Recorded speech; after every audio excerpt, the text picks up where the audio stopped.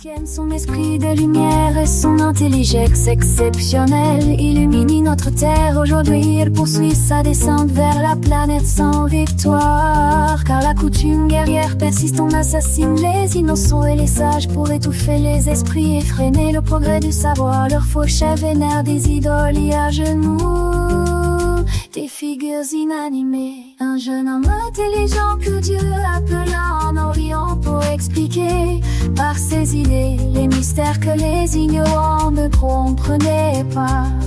Mais le peuple le lapida et la justice humaine fut impuissante à le défendre.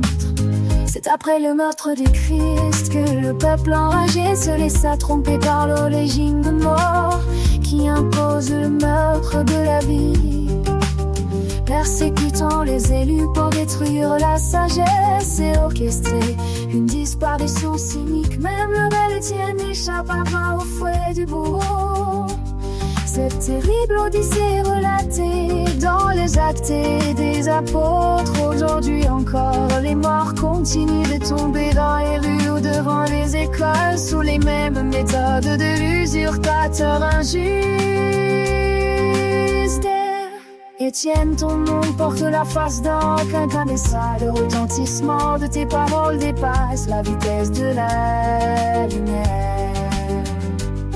Tu illumines les nouvelles générations et toutes sont emplies de vitalité et de courage. Les intrépides ne sont pas trompés par les cavaliers du mal. Et tu avertis les jeunes de ne pas s'approcher des chevaux de qui ni des retours de l'innocence et de se tenir en l'écart des affaires illicites qui corrompent l'âme. Jeune homme intelligent que Dieu appela en Orient pour expliquer par ses idées les mystères que les ignorants ne comprenaient pas.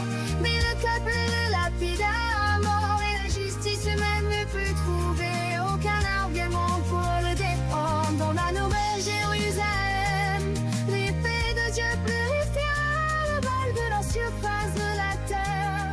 Les justes peupleront une nouvelle terre.